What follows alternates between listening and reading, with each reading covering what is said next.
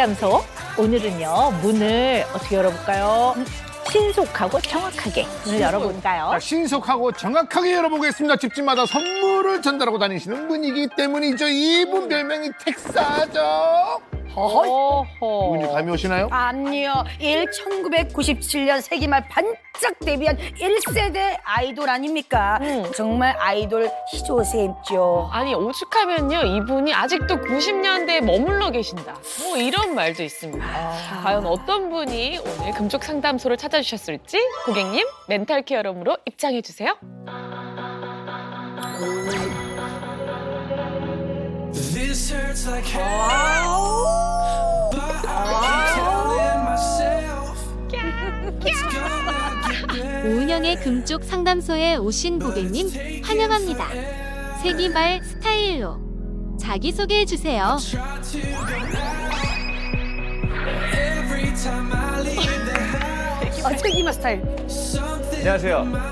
X세대부터 MZ세대까지 모두를 사로잡으러 나온 택사자의 리더 김영준입니다. 반갑습니다.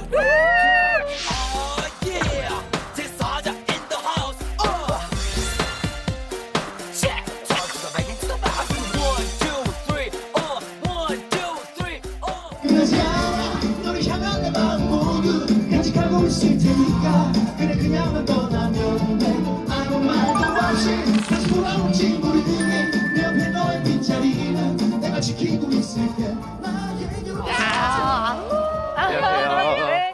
어서 안녕하세요. 오십시오. 네, 처음 뵙습니다. 네. 안녕하세요. 안녕하세요. 안녕하세요. 안녕하세요. 우와 어떡해. 제가 어떻게 결혼하셨죠? 네. 결혼하셨죠? 네. 오빠 팬들은 웬만하면 다 결혼했어요. 아, 그래요? 예. 우리가 그런 나이가 돼버렸죠. 사실 근데 지금 형준 고객님 제가 이렇게 옆에 앉아 있다는 게 정말 너무 신기하고 그때 그 시절 TV를 보는 것만 같고 똑같죠. 저희 정말 현실감이 없습니다. 지금 나래랑 저는 지금 흥분 상태예요. 네, 감사합니다. 또 처음 뵀을 때 아주 극도의 흥부 상태였어요. 우리 오빠가 여기 앉아 있다. 그러니까. 형돈 씨는 별로 흥분하시지 않은 것 같은 느낌이에요. 예, 좀 남자 아이돌. 예, 좀 남자 아이돌. 저희 때는 SS였고. 아, 그렇죠. 예. SS 핑클. 네, 그렇죠. 자, 안전 배송을 위해 어디서든 쑥 달려가시는 택배 배송일 하시는 태사자, 지금은 택사자 인 더 하우스. 우리 김영준 고객님에게 저도 쑥 차를 준비했습니다. 감사합니다. 쑥 차. 네, 안전 배송이 됐네요. 예, 네, 예. 감사합니다. 쑥차가 또 감기능 개성, 피로 회복 뭐 다 좋다요.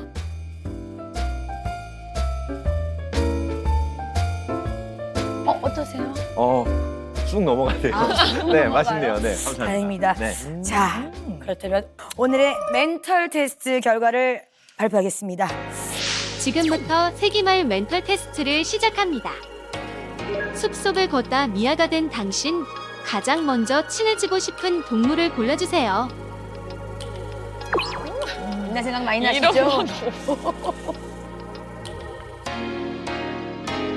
저는 2번을 택하겠습니다. 토끼. 아직까지 90년대에 살고 계신 데는 탑골 아이돌 우리 김영준 고객님을 위한 Back to the Future 추억의 심리 테스트로 준비를 했는데요. 바로 동물로 알아보는 궁합이 좋은 연인 상대 테스트였습니다. 옛날에 이거 참 많이 옛날 느낌 나네. 옛날 많이 했어. 토끼를 선택해 주신 고객님은 당신은 간섭하지 않는 사람과 찰떡궁합입니다. 오, 맞는 것 같아. 순한 토끼처럼 당신의 취향과 생각을 존중해주는 사람을 찾아보세요. 하지만 너무 많은 것을 이해해주길 바라면 상대가 먼저 마음이 식을 수 있으니 주의하세요. 근데 진짜 맞는 것 같은데요? 저는 아무래도 혼자 산 시간이 길다 보니까 이제는 정말 옆에서 누가 간섭하거나 그러면 정말 싫거든요. 그래서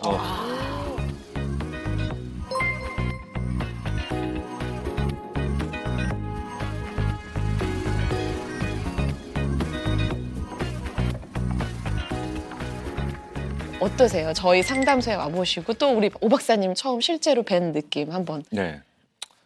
정말 촬영이 아니더라도 꼭 오은영 박사님은 한번 꼭 뵙고 싶었어요. 네. 저도 너무 뵙고 싶어서 뭐 작가님한테는 나 페이 안 받아도 된다. 박사님만 한번 만나게 해주신다면 우와. 굳이 저는 페이를 안 받고더라도 언제 얼만큼 저도 나와서 하겠습니다라고 했죠. 그러면 페이가 안 된다면 그 페이 제가 왜 이러십니까? 그만큼 네. 뵙고 싶었다는데. 네, 너무 뵙고 잘 오셨습니다. 아유 감사합니다. 네. 자, 우리 지금 김영준 고객님께서 1990년대에 머물러 계시기 때문에 저희가 2022년 버전으로 빨리 끌고 올 필요가 있거든요. 네. 그 1990년대를 주름 잡았던 세기말 하이틴 스타 아니겠습니까? 근데 요즘 아이돌 업계는 솔직히 좀 잘 모르시죠? 저도 이제 형도현 씨가 아까 했던 말을 좀 공감하는 게 사실 저도 남자 아이돌은 잘 모르고 네, 여자분들은 뭐 뉴진스 뉴진스. 거기까지는 제가 알고 있어요. 가장 최근에 나온 네. 아이돌인데. 자, 뉴진스는 아는데 네.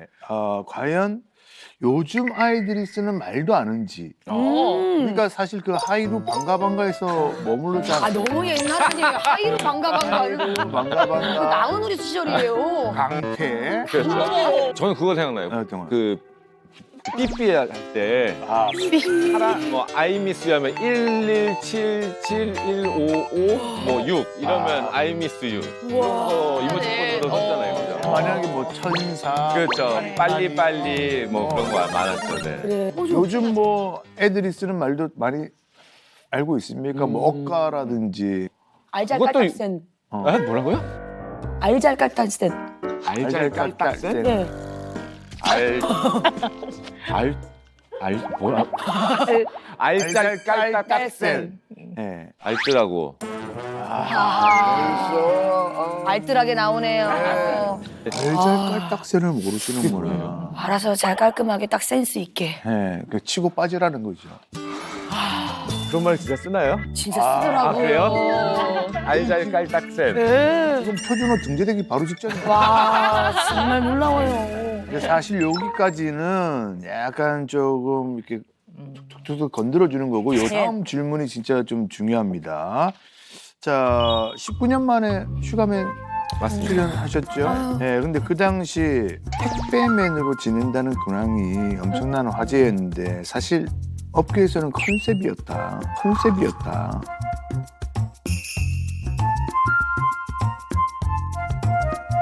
이런 얘기가 있거든요. 네, 조금 더 극적으로 좀 포장하기 위해서.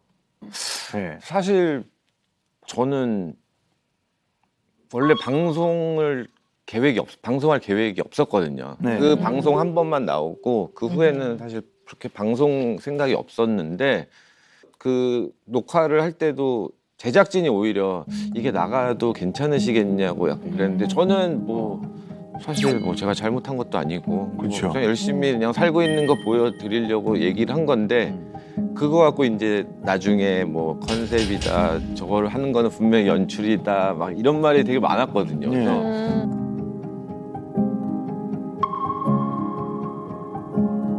사실 진짜로 그 방송 전 한 3년 가까이 했었고 네, 거의 지금까지는 한 5만 개 정도 가까이 배송을 했을 거예요, 제가. 아, 지금도. 박스. 네, 지금도 이제 방송 스케줄이나 뭐 일정이 없으면 네. 이제 나가서 가끔씩 하고 있습니다. 저희 보면 알잖아요. 이게 그냥 보여주기식인지 아니면 진짜인지. 근데 택배 차에 이거를 이제 차에다가 이거를 실는 걸 봤잖아요. 근데 이게 그 실는 걸 보면은 이분이 진짜 정말 뭐 하루 이틀 하는 게 아니고 정말 이게 노하우가 있다는 게 딱 보이더라고요. 거의 뭐 테트리스 쌓기 수준으로. 제가 좀 그런 차에 이제 짐 싣고 이런 거는 기가 막히게 합니다. 그래서 뭐 캠핑 가거나 그럴 때도 친구들이 전화해서 이제 부탁을 해요. 그래서 내가 또 김테트리스니까 이렇게 싹싹싹싹 해주고 네 그런 거는 잘합니다 제가. 네. 그거를 보면 그런 방송들을 보면 이제 장갑이나 이런 거에서 좀 티가 많이 나거든요. 왜냐면 이게 연출이면 장갑 같은 것도 막 새 거고 뭐 신발이나 이런 게 다 새 거일 거 아니에요. 근데 정말 보면 막 다 뜯어진 장갑 그리고 그거는 핸드폰을 계속 써야기 때문에 이 작업용 장갑도 여기는 잘라야 돼요. 이 손을. 그래야 이제 확인하는. 그렇죠. 네네네. 이제 그런 거는 이제 남들은 잘 모르는 이제 그런 거 노하우니까 이제 그런 걸 보시면 절대 뭐 거짓말이나 뭐 조작은 아니다라고 저는 지금도 또 생업으로 또 네. 그럼요. 하고 계시다라는 거. 네. 자, 어쨌든 뭐 택배 배송하랴, 뭐 퇴사자 활동하랴, 뭐 또 여러 가지 콘서트도 지금 하고 계시랴, 뭐 무지하게 바쁩니다 지금. 바쁘십니다, 네. 아, 이렇게 바쁘신 우리 김영준 고객님께서 어떤 고민으로 금쪽 상담소를 찾아주실지 너무 궁금합니다. 네, 오늘요 특별히 고객님을 위해서 제보를 해주신 분이 있다고 하는데요. 그 이야기를 한번 영상으로 들어보겠습니다.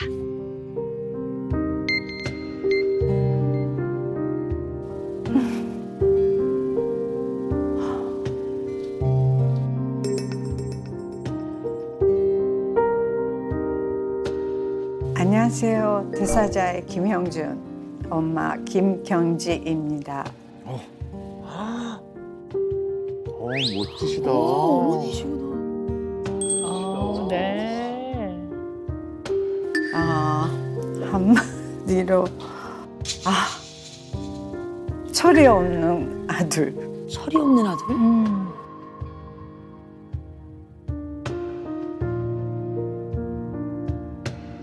제가 보기에는 어렸을 때하고 똑같아요.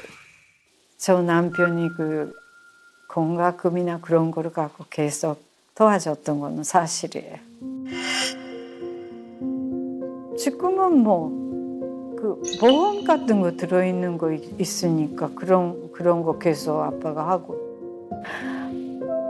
답답할 때도 많죠.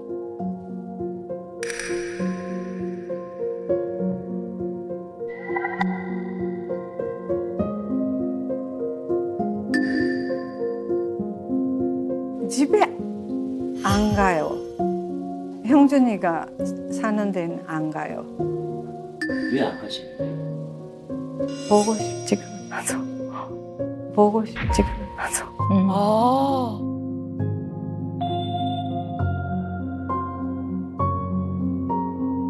정말 장래가 이대로 갔다가 장래가 걱정이 돼요. 이제 충분히 책임질 나이가 됐잖아요.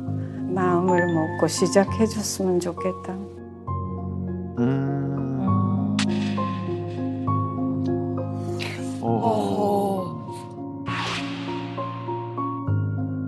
아니 우리 오빠 우리 이거 세월을 세상- 비껴갔네. 너무 비껴가 버렸네.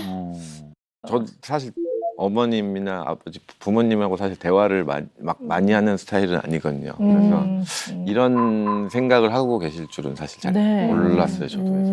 네. 지금 우리 형준 씨 나이가 저 그죠? 46입니다. 저랑 차이 얼마 안 나시네요. 아, 네. 네. 근데 그 어머니께서 그 김영준 고객님의 공과금을 이제 내주고 계시다, 뭐 아버님께서 이렇게 하신다 하셔서 저는 혹시 이제 또 아들이 뭐 어머니께 이제 어떤 금전적 관리를 맡길 수도 있잖아요. 부모님께 안전하게. 이제 생활비를 드리고 또 그런 것들을 좀 이렇게 관리해 주시는 의미로 워낙 일찍부터 활동을 하셨으니까 그거는 철저하게 윤지 씨가 잘못 생각했어요. 아. 네. 저는 진짜 부끄럽게도 아직까지 한 번도 부모님께 용돈을 드려본 적이 없어요. 네. 그러면 최근까지도 혹시 그런 경제적인 지원을 받고 계신지 궁금하고 좀 있다면 구체적으로 한번 들어볼까요? 최근엔 좀 어떠신지. 아버지가 이제 매달 80만 원씩 주시고 네. 저는 거의 그걸로 살다가 사실 그걸로 살기가 힘들잖아요. 그렇죠. 그래서 뭐 카드 리볼빙이라든지 이제 그 이런 이율이 거. 센데요. 리볼빙. 네. 리볼빙이 뭐예요? 그러니까 카드 네. 값이 내야 될 돈이 2천만 원이면 뭐 5%, 10%만 일단 이번 달에 갚으면 이제 이게 연체가 아니고 계속 이게 미루는 거. 미루는 거죠. 근데 이제 이율이 세니까 결국은 원금은 거의 안 까지고 그치. 정말 이자만 내면서 어떻게든 연체가 안 되려고 그러는 건데 신용에는 안 깎이니까. 네네네 그런 거가 쌓이고 쌓이니까 한 5천만 원 가까이 된 거예요. 5천만 원 가까이 된 거예요. 어머.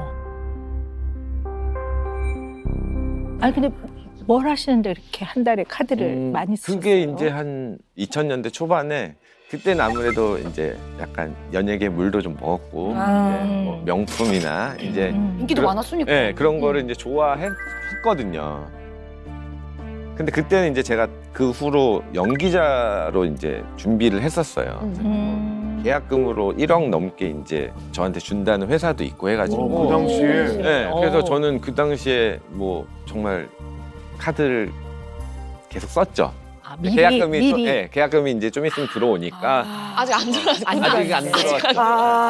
아직까지 안 들어왔죠. 근데 예. 이제 아직까지 안 들어왔죠. 아직까지 네네. 희망 자금을 막 썼구나 네네. 그냥. 근데 그때도 이제 그때는 카드값이 좀 정말 많았거든요. 그때는 뭐 네. 800만 원, 700만 원. 그 당시 돈으로. 그 당시에.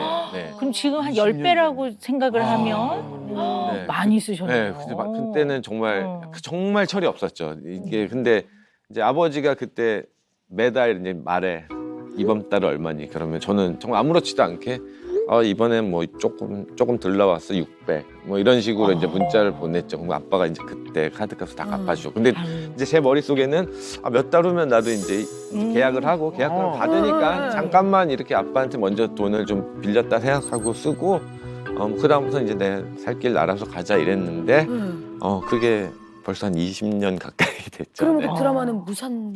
네, 그때 이제 연기하려다가 아직도 계약 준비 중인 거 아니에요? 네, 이제는 1억을 준다는 회사가 없죠. 네. 시세가 10배가 올랐는데, 네. 데뷔하신 이래로 꽤 긴 기간 동안 현재 이르기까지 플러스가 됐든 마이너스가 됐든 모든 경제적인 관리를 아버님이 해주고 계시는 셈이네요.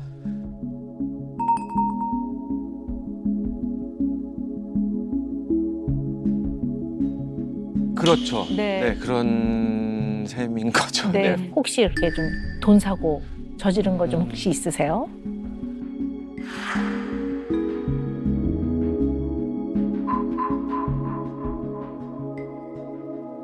제가 한국 외대 이제 수석으로 입학을 했어요. 오, 재혼이셔. 네. 그래서 이제 학교에 입학할 때는 등록금을 미리 내잖아요. 그래서 딱 학교에 들어갔더니 4년 장학금입니다. 4년 장학금입니다. 공부 잘하셨군요. 네. 거기서 이제 등록금을 냈던 걸 정확히 아직도 금액이 기억나는데 213만 6천 원을 네, 제가 이제 큰돈이네 그래도. 네, 학교에서 다시 받은 거예요. 그래서 이걸 딱 제 방에 갖고 가지고 아이고. 이거를 부모님한테 얘기를 할까 말까 엄청 고민을 했죠. 며칠을 고민했죠. 그래서 안 되겠다. 안 되겠다. 써야겠다. 그래서요. 네. 뭐 샀어요? 친구들하고 뭐 나이트 클럽을 한다든지 뭐 밥을 먹는다든지 이런 거를 거의 제가 다 냈죠. 근데 4년 전액 장학금이었는데 네. 장학금 몇 번 받으셨어요? 이거 어떻게 하지? 장학금을 이제 1학기 때 받았어요. 근데 제가 1학년 1학기 때 그 돈을 쓰느라고 학사경고를 먹었어요. 술 먹고 맨날 이렇게 놀다 보니까 학사경고를 맞았는데 4년 전액 장학금인 학생도 이제 학사경고를 맞으면 그 자격에서 이제 박탈이 된대요. 그러니까 학사경고만 안 맞았으면 그거 2.0만 제가 유지했어도 계속 받는 거였는데 네, 근데 그래서 달랑 한 번 받았죠. 부모님 모르셨어요? 모르셨어요. 근데 그 아버지가 이제 연말에 그 뭐죠? 교육비 납입 증명서 그런 걸 이제 떼오라고 학교에서 네. 세금 털어야 되니까 그래서 120% 미리 알고 계셨을 거예요. 그죠. 저도 사실 그게 궁금해요. 왜 안 혼냈을지 저도 이런 얘기를 아버지랑 해본 적은 없어가지고.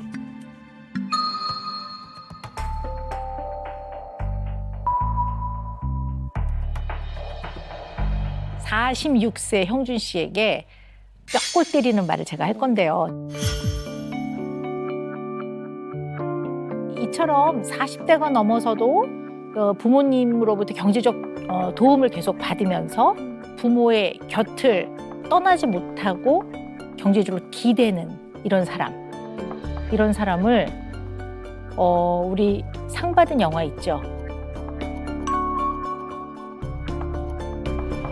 기생충.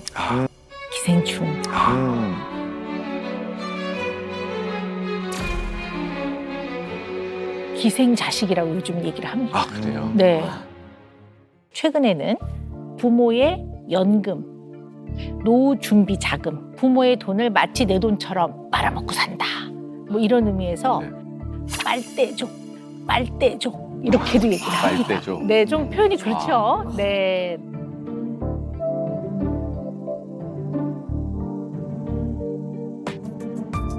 근데 제가 음. 제가 너무나 선명하게 기억하는 퇴사자의 인기거든요. 그냥 그 활동이 딱 끊어졌다는 이유만으로 그게 저금한 그런 그래도 활동 비용이 담은 그게 있지 않았어요. 아니 공연도 많이 하시고 CF도 많이 찍고 그때 정말 정말 잘했어요. 정말 타보는데 그러니까 저희가 계약을 잘못한 것 같아요. 네, 그래서 그 당시에 주묵구구식으로 계약을 막 그때 이제 계약서에 그 정산에 대한 내용이 딱 한 줄 있었거든요. 앨범이 10만 장 이상 나갔을 시에 소정의 금액을 지급한다. 이게 정말 끝이었어요. 그래서 저희가 사실 1집, 2집이 제일 잘 됐었는데 한돈 100원도 못 갖고 갔어요. 근데 이제 그때 2집 활동이 끝나고 우리 이대로는 못할 것 같다. 그리고 이제 저희 집으로, 저희 부모님 집으로 다 피신을 했어요. 저희 4명이. 네, 근데 며칠 있다가 이제 매니저가 와가지고 그때부터 이제 돈을 받기 시작했어요. 근데 그때는 이미 이제 이 고점을 찍고 약간 이제 내려가고 있으니까 네, 좀 아쉽긴 했죠. 네네. 네. 사실은 스스로 돈을 벌기까지 이제 이게 경제적 자립이라고 하는데요.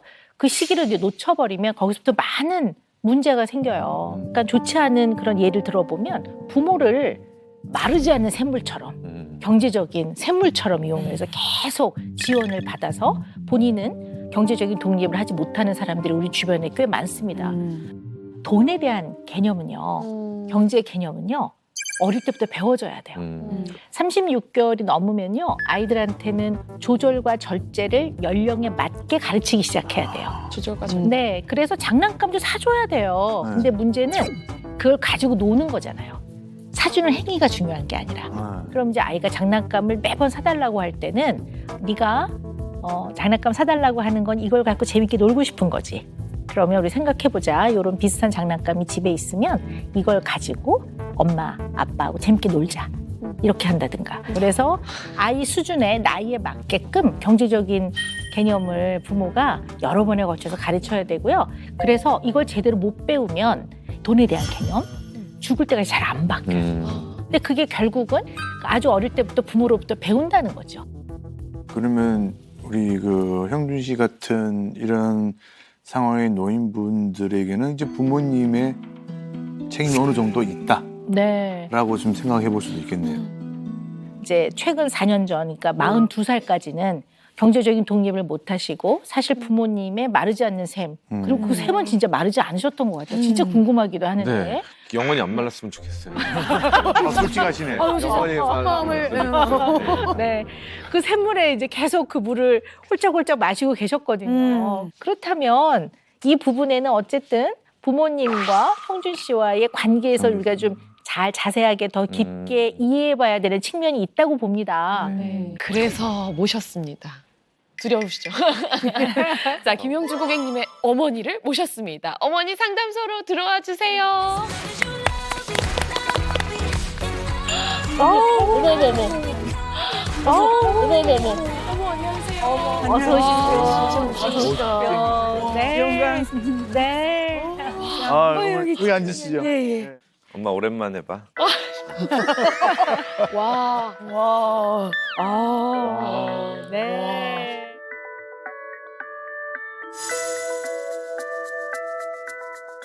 그 왜 어머님 처음에 그 인터뷰 영상 저희 네. 같이 봤거든요. 네. 제일 첫 장면이 어머님이 깊은 한숨을 쉬신 장면이 기억이 나는데요.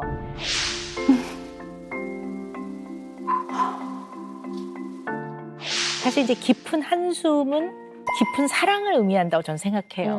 네, 그래서 이 아들에 대해서, 이 형준 씨에 대해서 철이 없고 너무 걱정이고 또 미래에 대해서 너무 염려가 되고 네. 근데 그대로 실려 있더라고요.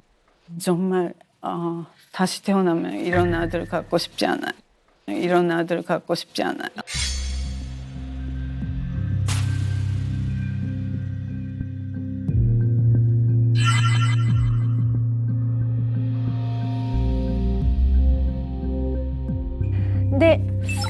아직까지 그렇게 경제적 독립을 못 하셨단 말이에요. 네, 네. 그래서 어머님이 이제 이렇게 직접 나오셨으니까 왜 그렇게 40이 넘는 아들에게 경제적인 도움을 주셨는지 특별한 이유가 있으신지 좀 직접 여쭤보고 싶었어요.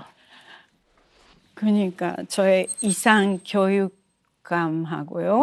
완전히 이상하고는 180도 네. 달라요. 네, 네. 저도 그렇게 하고 싶지는 않았었죠. 근데 대사 잘하는 고리뼈가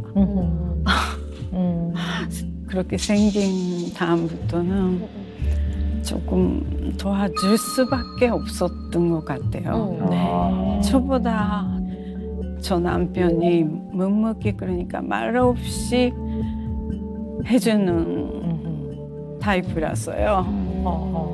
그때 완전히 혼냈어야 되는 거네 어머니. 고래 왔나 안 됐을까? 아이고. 좀 이렇게 홍군형을 냈어야 되는 게 아닌가. 왜 그때 크게 안 네. 내셨어요? 제가요 시댁에 있었거든요. 아무것도 모르니까요. 음. 시댁에서 제 교육은 3번째예요. 아버님, 어머님, 그다음에 저예요. 할머니 할아버지가 제 자리가 아무튼 없는 것 같아요. 보통 어른 그러면 제일 먼저 생각나는 게 신체적인 독립, 그렇죠. 그다음에 경제적인 네. 독립, 심리적인 독립.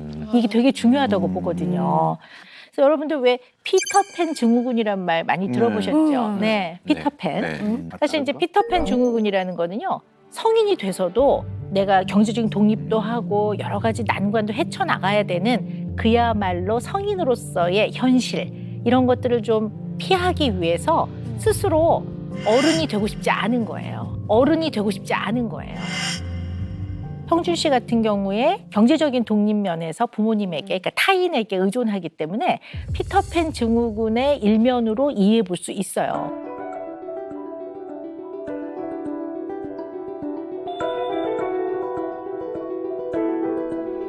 근데 피터팬 증후군의 가장 큰 문제는요. 특히 형준 씨 같은 경우도 마찬가지인데요. 부모로부터 아낌없는 사랑과 지원을 받았거든요. 피터팬 증후군이 있는 분들은 이 헌신에 대한 두려움을 가지게 돼요. 이게 무슨 얘기냐면 나는 우리 부모만큼 자식한테 이렇게 헌신하는 삶을 살 수 있을까? 나는 못할 것 같은데 이 헌신에 대한 두려움이 커지면요. 사실 사회적인 무력감에 빠질 수 있어요. 사회적인 무력감에 빠질 수 있어요.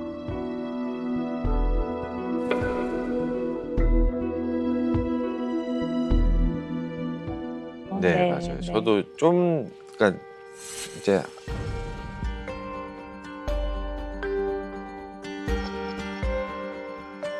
그렇게 해서 이제 퇴사자가 끝나고 나서는 난 뭐 해야 돼 이제? 약간 이런 생각이 많이 들었었죠. 네, 그런데 그거를 물어볼 사람도 많지 않고 사실 내가 뭘 잘하고 그런 거는 내가 제일 잘 알 텐데 나는 그거를 근데도 저는 모르겠더라고요. 내가 뭘 해야 될지를.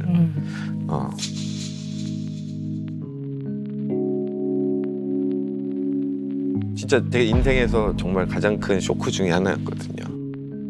네.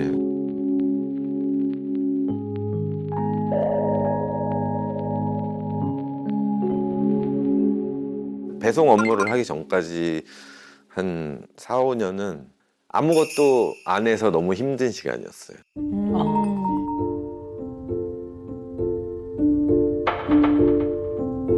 지인네 집에 한 1년 있으면서 지인들은 다 일하러 가면 저는 밤늦게까지 뭐 영화 보고 인터넷 하다가 자고 낮에 일어나서 아무도 없는 집에서 그냥 몇 년을 살았어요. 근데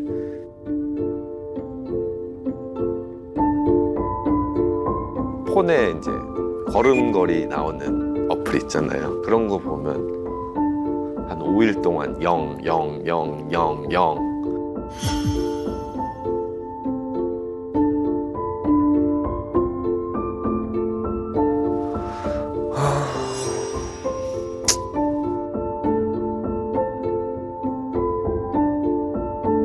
정말 제 인생에서 너무 좀 힘들었던 시간이었어요.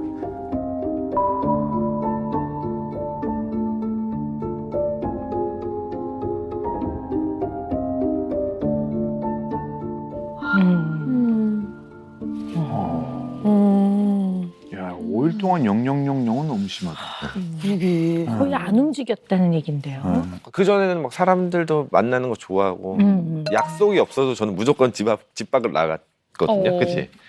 어렸을 땐 그랬잖아. 맞아. 그래서 친구들 만나는 게 좋았는데 이게 활동을 안 하고 나서부터 이제 그런 게 저한테 너무 스트레스였나 봐요. 그래서 뭐 사람 만나는 것도 무서워지고 저는 저 자신의 자괴감 이런 게 컸던 것 같아요. 네.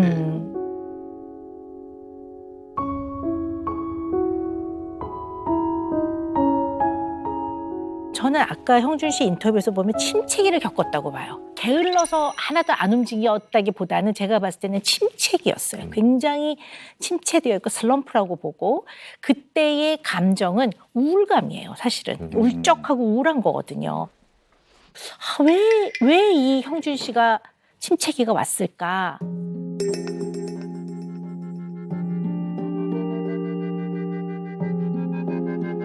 형준 씨는 일을 안 하고 있는 자기 자신에 대해서 남들에게 그걸 설명해야 되고 또 내가 지금 일을 안 하고 있습니다라는 것들이 드러나야 되고 뭔가 얘기해야 되는 상황이 되게 싫었던 것 같아요.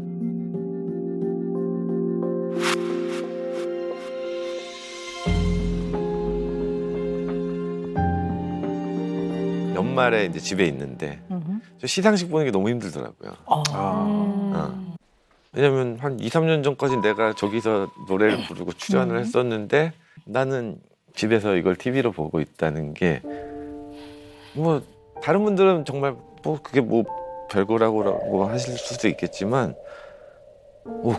그때 너무 힘들었어요. 그래서 언젠가부터는 음악 프로도 안 보게 되고 왜냐면 나는 그 사회 구성원이었다가 약간 어떻게 보면 추락해서 아니면 이제 그렇게 돼서 이제 다른 사회로 옮겨간 것 같은 느낌이 들어서 그때는 되게 진짜 마음 아팠죠. 근데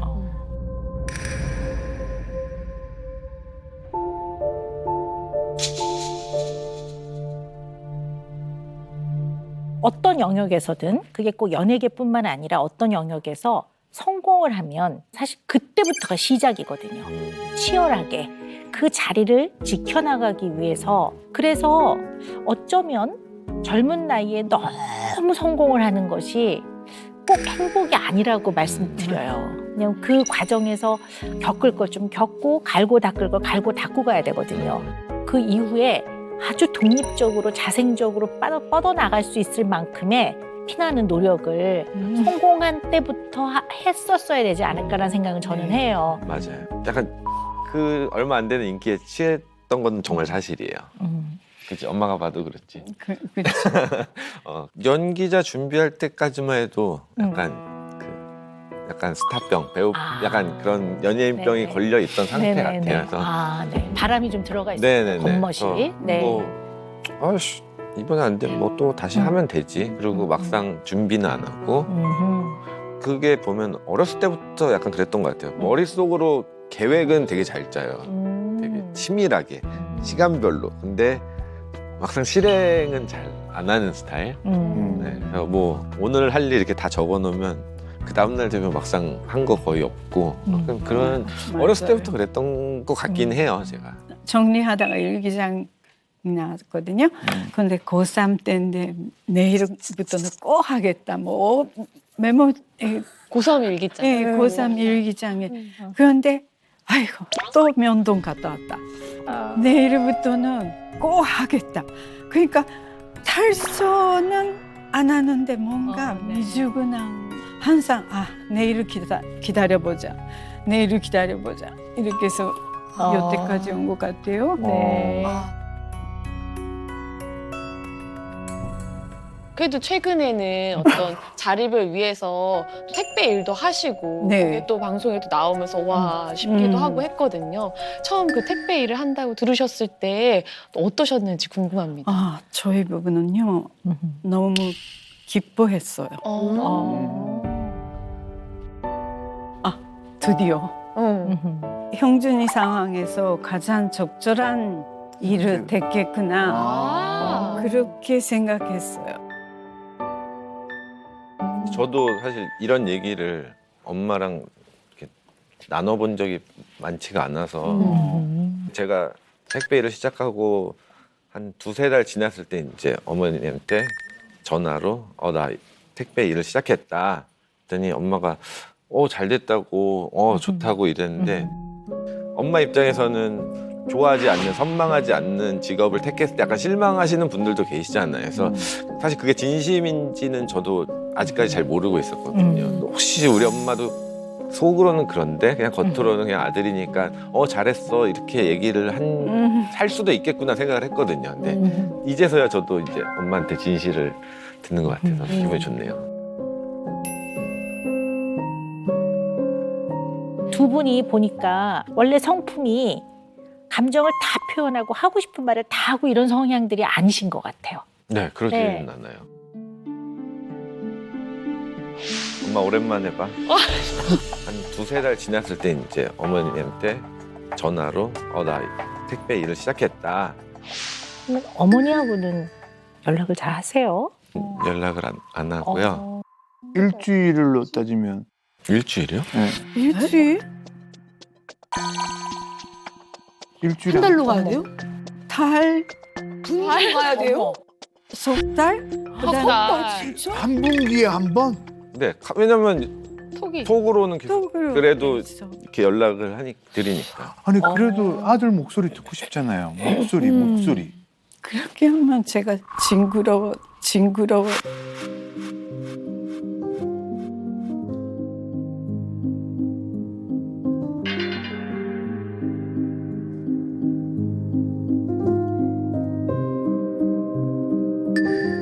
제가 주위 사람들한테는 약간 별명이 연락 안 되는 놈, 약간 이런 느낌이거든요.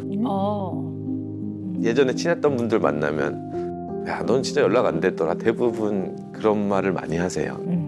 제가 생각하는 저의 더 큰 문제는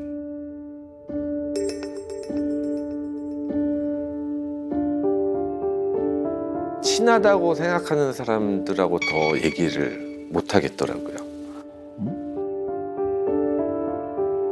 퇴사자 활동 끝나고부터 생겼던 것 같아요. 집에서 제가 이제 놀고 있다고 생각을 하면 전화를 하면 거의 대부분 처음 물어보는 게 뭐 하냐 이러잖아요. 그러면 약간 내가 놀고 있다는 게 내색하기가 좀 싫어서 그런지 전화를 해야지 그렇게 마음을 먹다가도 막상 이 전화번호를 누르기가 쉽지가 않더라고요.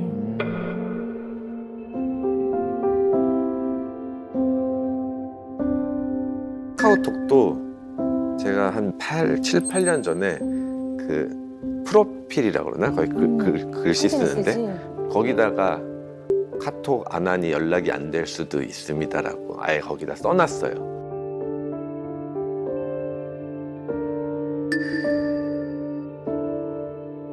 그러니까 연예인 친구들도 활동할 때는 그래도 꽤 있었는데 이제 연예인 친구들 만나면 아무래도 그 친구들은 수입이 좋으니까 뭐 좋은 식당을 가고 근데 저는 이제 경제적으로 제가 그때는 뭐 활동을 안 하고 있으니까 이제 언젠가부터 너무 부담이 되고 약간 그들과 다른 세상에 살고 있는 느낌이 어느 순간 확 들더라고요.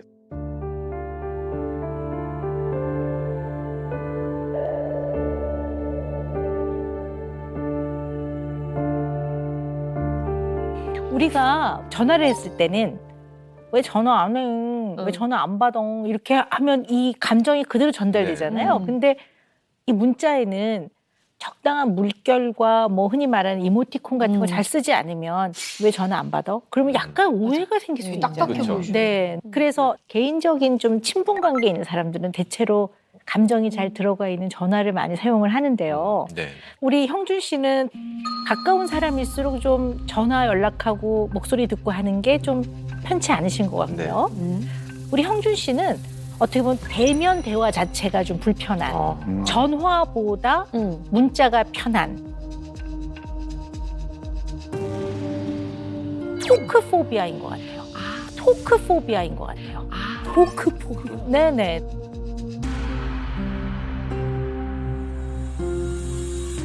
그 어떤 조사에 의하면요. 코로나 이후에 비대면 상황이 훨씬 많아지고 이것이 이제 익숙해지면서 이제 우리나라에서도요 5명 중에 1명이 토크포비아를 경험하고 있다고도 합니다. 네. 근데 콜포비아는 사실 좀 많이 들어봐서 익숙한데 토크포비아는 좀 처음 들어봤거든요. 그게 네. 있는지 알려면 어떻게 될까요? 네, 체크리스트 준비되어 있습니다. 7문항이 있습니다. 이 중에 몇 가지 정도 해당이 되는지 한번 세어보시면 좋을 것 같아요. 첫 번째, 아는 번호여도 이유 모를 전화는 안 받는다. 두 번째, 여러 명보다 1대1 대화할 때 말수가 적다. 세 번째, 오프라인 매장에서 무인 주문 기계를 애용한다. 네 번째, 전화 상담보다 SNS 고객 상담이 편하다.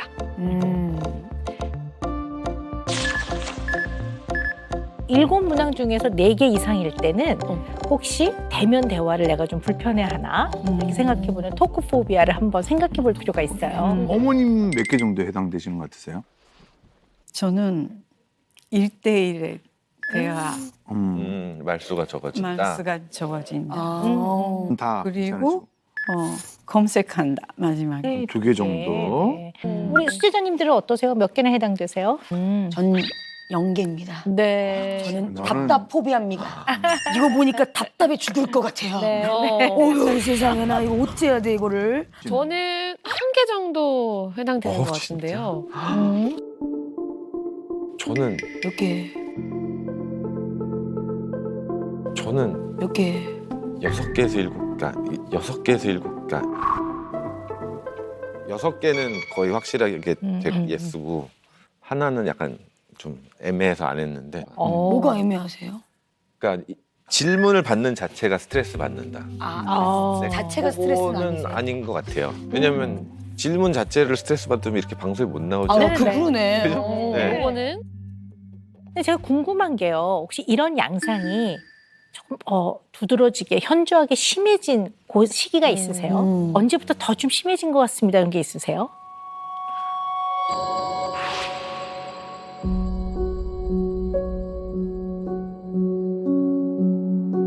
약간 전화에 대해서 약간 제가 좀 이게 좀 뭔가가 있는 게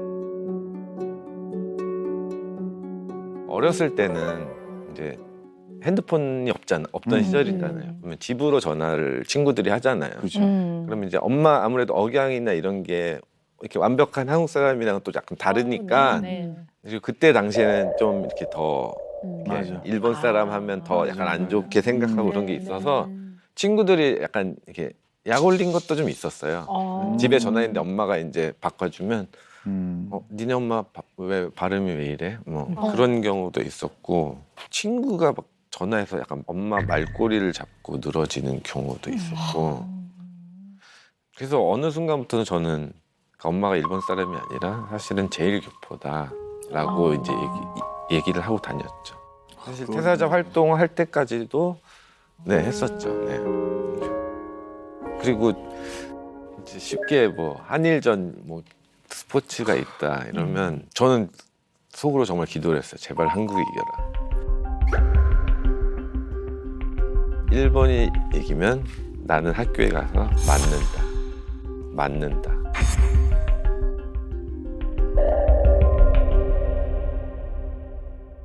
실제로 그런 일이 있었나? 네, 그때 뭐 국민학교 2, 3학년 때였나? 그때 무슨 축구였나 뭐 하여튼 어떤 스포츠에서 한국이 아깝게 이제 일본에 졌는데 그 다음 날 이제 학교에 갔더니 다른 반 한 친구가 이제 얘기를 듣고 와서 야, 너 일로 와보라고. 그러더니 네 엄마 왈이지? 네 엄마 왈이지?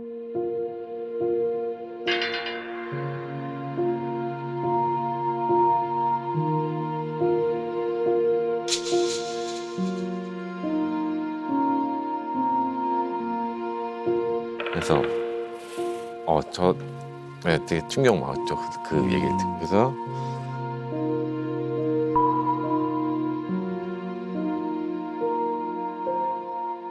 어머님 아들 얘기 처음 들어보시죠? 이런 속마음 얘기.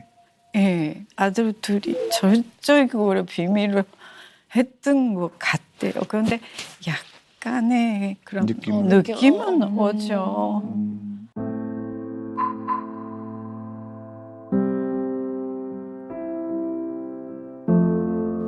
네. 진짜 미안하다. 아니, 네. 진짜 미안하다. 아니 엄마 미안할 게 뭐가 있어? 엄마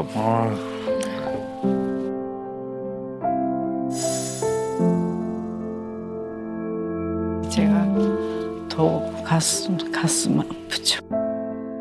그냥 엄마 가슴 아프게 안 하려고 얘기를 안 하고. 정말 그러네. 네.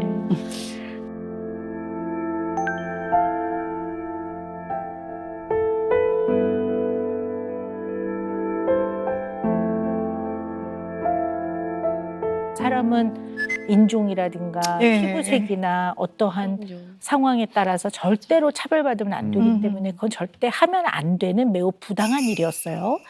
사실 이제 이런 부당한 일로 마음이 아플 때는 가까운 사람과는 그걸 나눠야죠.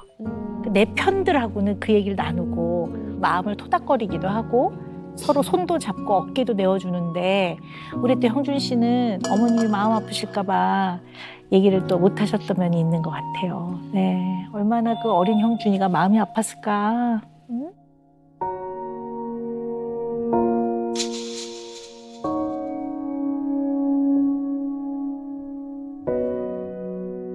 어린 형준이도 마음의 상처를 받았지만 어머니는 사랑하는 사람을 찾아서 여기 와서 결혼하시고 뿌리를 내리시긴 한 거지만 어른이라고 해서 그런 마음의 상처나 부당함을 안 받진 않거든요. 네. 어머님은 좀 어떠셨는지 좀 여쭤보고 싶습니다.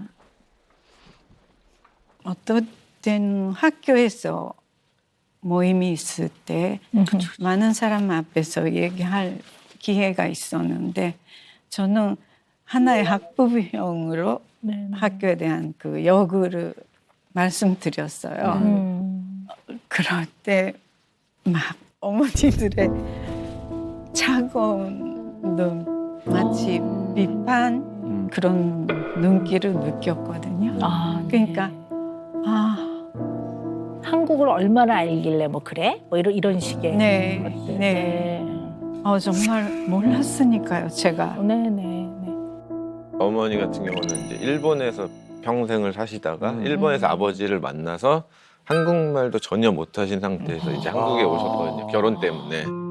친구도 정말 아무도 없는 상태에서 와서 이제 시부모님 이제 같이 살면서 사실 진짜 너무 고생을 많이 한 걸 저는 알고 있거든요. 왜냐면 정말 아침, 점심, 저녁 할머니, 할아버지 세 끼 다 직접 만들시고 그 사이에 또 청소, 빨래 이런 거 하면서 정말 한 10년 동안은 자기 시간을 단 한 번도 가지지 못하셨으니까. 집안 내에서는 어떠셨어요, 어머니? 사실 시부모님을 모시고 사는 거 시집살이라고 얘기를 하는데요. 네. 좀 어떠셨는지 좀 자세하게 들어보고 싶습니다. 그러니까 너 이제 한국말, 일본말은 잊어버려라. 네, 알겠습니다 해서 묵묵히 한국말로만 하다가 또 영국에 가게 됐어요. 발령이 나가지고. 또 거기에 영어가 들어오죠. 그러니까 한국말, 영어, 거기에다 여러가지는 조금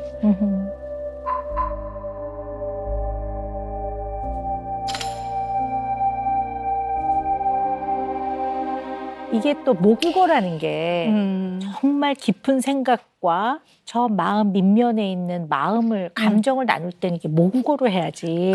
근데 이게 이제 외국어가 아무리 능통해도 능숙해도 이게 좀 한계가 있거든요. 어머니 참 힘드셨을 것 같아요.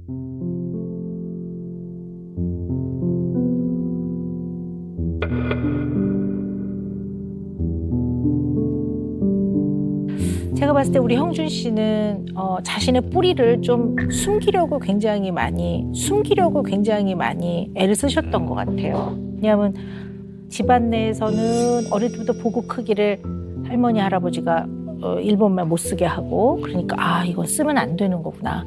그리고 주변에서 좋은 평이 아닌 거죠. 뭐라 하고 또 놀리고 괴롭히고 때리고 그랬으니까 그게 너무나 큰 상처였을 거고.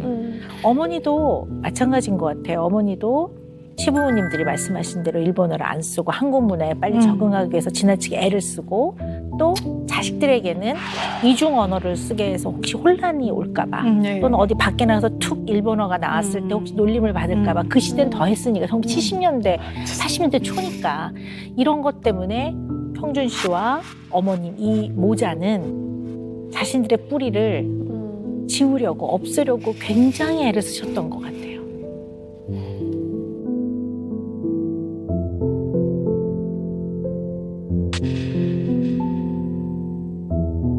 그러다 보니까 태사자가 해체될 무렵에도 준비가 좀 안 돼 있었고 이것들이 해체가 됐을 때 딱 뿌리를 내리고 굳건하게 나는 나야. 나는 이걸 잘할 수 있어. 나는 이걸 노력을 통해 이만큼 나는 단단한 기초를 닦았어. 이런 부분이 막 흔들리니까 이것 때문에 많이 힘드셨을 것 같아요. 말씀을 하시니까 그런 것 같기도 해요, 진짜. 네. 그러니까 정말 저는 약간 정말 조심하는 스타일이거든요.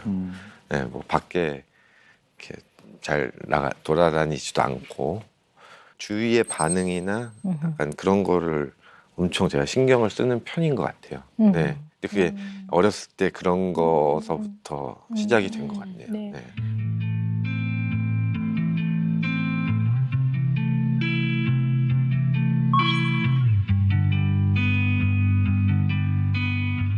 그 뿌리 이제 단단하게 이제부터 하셔야죠. 네. 이제부터. 네. 그래서 이 두 분이 좀 뿌리도 찾고 네. 또 감정적 소통도 조금 더 지금보다 편안하게 할 수 있는 거 저는 몇 가지 좀 제안을 드리려고 하는데요. 그냥 편안하게 조금씩 일본어를 배워보십시오. 아, 일본. 네. 그러면 뭐 일본어를 한국어처럼 유창하게 안 하더라도요. 이게 도움이 될 때가 있을 겁니다. 자세하게 얘기를 안 해도 서로가 공감하고 소통하는 것들이 있거든요. 언어가 참 중요해요. 그래서 일본어를 배워가다 보면 일본이라는 어머니의 나라에 대해서 좀 더 잘 알게 되지 않을까라고 생각을 합니다. 그게 어쩌면 형준 씨의 뿌리를 찾아가는 과정이 아닌가 싶습니다. 두 분께는요. 리마인드 여행을 권합니다. 네. 그래서 좋겠다. 네, 일단 어머니 고향부터 한번 가보세요. 네. 어머니 네. 성장하셨던 곳. 네. 거기는 한번 네, 이제 저는- 코로나도 조금 완화가 됐으니까 내년쯤에 한번 가자. 갑시다. 함께 떠나보기 좋죠. 네. 네. 와. 이 뿌리가 흔들릴 때는 그리고 뿌리가 흔들리지 않는 분들마저도 본인의 가장 중요한 그 부분에 그 시점에 가서 자기 자신을 딱 마주하는 건 굉장히 중요합니다. 자, 그러면 제가 제안을 드리겠습니다.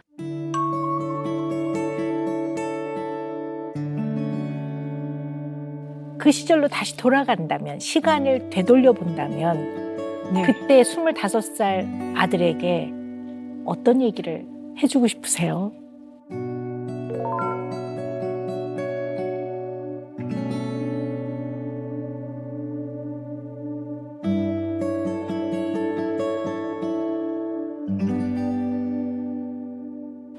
정말 독립, 그러니까 정신적인 독립 말고 경제적인 독립, 그거를 철저히 제가 요구할 것 같아요.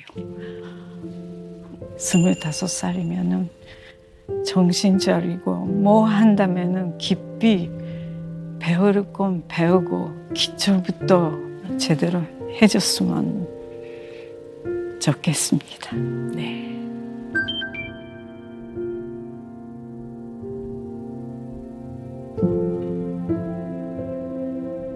스물다섯 살 형준이에게 그 당시로 돌아간다면 해주고 싶은 조언, 위로도 포함됩니다. 들어봅시다.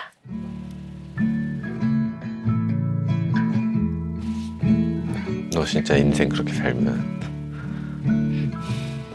진짜 큰일 난다. A part of me wishes it ended ugly. 네가 잘해서 대사자가 성공한 것도 아니고 You'd break. You said a part of you always 분명 너는 지금 들으면서 that's not what 한 귀로 흘려 듣고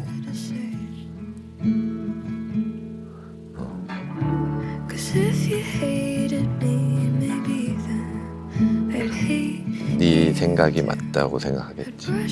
하지만 세상은 엄마 아빠가 막아줄 수 있는 게 아니다.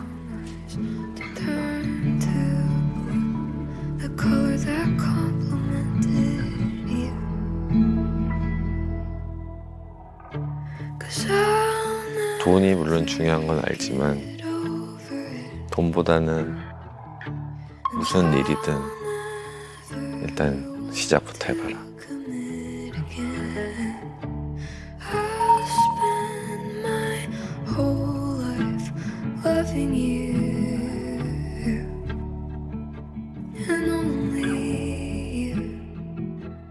사실은 25살 형준 청년에게 제가 해주고 싶은 얘기가 있어요. 네, 21년 전에 만났다면 태사자가 아니어도 형준이는 형준이야. 태사자가 아니어도 형준이는 형준이야. 택배를 해도 형준이 형준이야. 부모님의 소중한 아들이고 이 우주의 유일한 사람이고 그냥 너는 너야. 앞으로 어려움이 있을 거야. 원래 인생이 그래. 너만 겪는 게 아니야. 다만 그 과정에서 그냥 시도해보고 실패를 경험해봐. 그런다고 네가 못난 사람이 되는 건 아니야. 인생을 너무 두려워하지 말고 발을 내디뎌 보렴.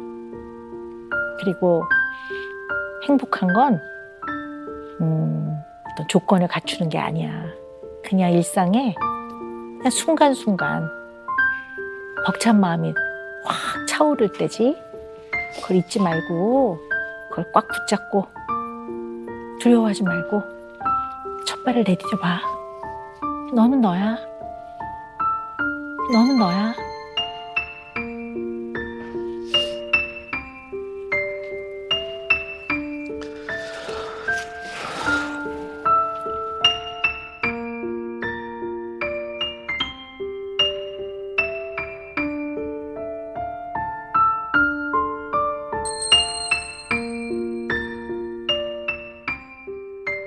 그때 선생님을 만났어야 네. 근데 46살 형준이에게도 이 이야기는 똑같이 해주고 싶은 이야기입니다. 네. 네, 저도 그렇게 느껴져가지고 네. 되게 울컥했던 게 사실 지금의 저한테도 아직은 이런 얘기들이 저한테 충분히 와닿고 46세 나한테도 해줄 얘기인 것 같아서 그래서 아까 울컥하셨구나. 네, 울컥했네요. 네. 네, 박사님 이제는 진짜 상담의 피날레입니다. 은영 매직을 노려주실 시간인데요. 네. 은영 매직 솔솔 이제 뿌려드려야 됩니다. 네. 빨대, 이제는 뺄 때입니다. 네. 이제는 뺄 때. 네. 네. 자, 잊지 마시라고 여기.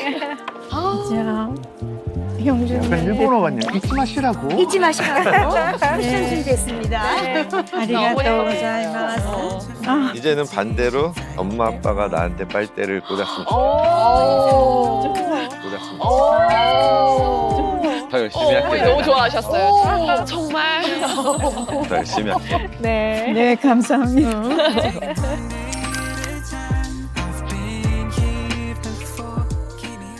금쪽 상담소 사상 최초로 이 자리에서 직접 스페셜 요리를 칼질 한번 더 해줄게.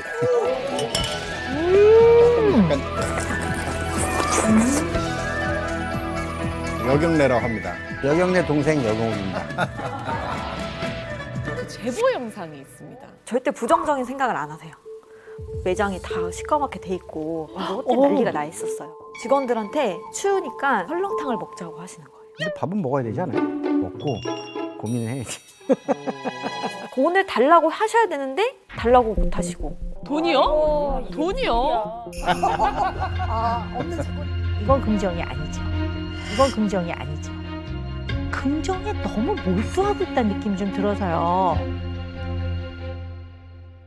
그런 거에 대한 부담도 되게 형은 컸던 것 같아요. 태어났을 때부터 운명적으로 그렇게 정해져 있었구나. 채널 A